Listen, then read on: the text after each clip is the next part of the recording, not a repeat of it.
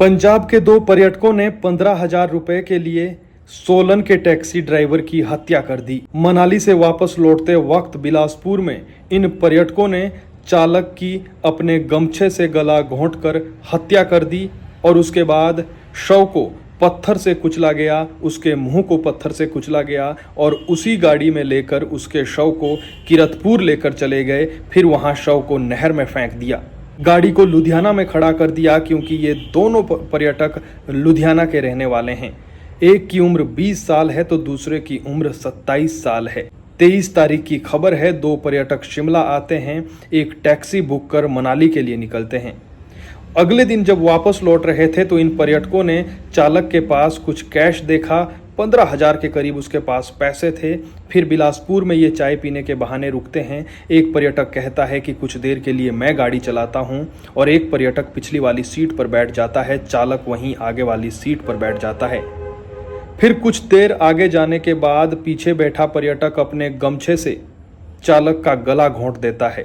काफी देर तड़पने के बाद चालक हरिकृष्ण की, जो रामशहर सोलन का निवासी था, उसकी मौत हो जाती है। फिर वो आगे ले जाकर जंगल में गाड़ी को खड़ा करके उसके शव को बाहर निकालते हैं। पत्थर से कुचलकर उसके शव की हालत को बिगाड़ देते हैं ताकि कोई पहचान ना पाए। फिर उसी गाड़ी को लेकर किरतपुर चले जाते हैं और किरतपुर में उसके शव को नहर में फेंक देते हैं। टैक्सी चालक हरिकृष्ण पंजाब के दो पर्यटकों को शिमला से मनाली लेकर गए थे। 25 को वो दोनों के साथ मनाली से लौट रहे थे। रात करीब 8:20 पर हरिकृष्ण की घर पर बात हुई और बताया कि बरमाणा में हूँ, सवारियां बिलासपुर छोड़कर आऊँगा। कुछ देर बाद मोबाइल बंद हो गया। 26 को उनके बेटे देशराज ने पिता की तलाश शुरू की। दाड़ला घाट, भराड़ी घाट, बरमाणा की ओर गए। भराड़ी घाट क्यारड़ा पेट्रोल पंप के सीसीटीवी में उन्होंने टैक्सी को देखा।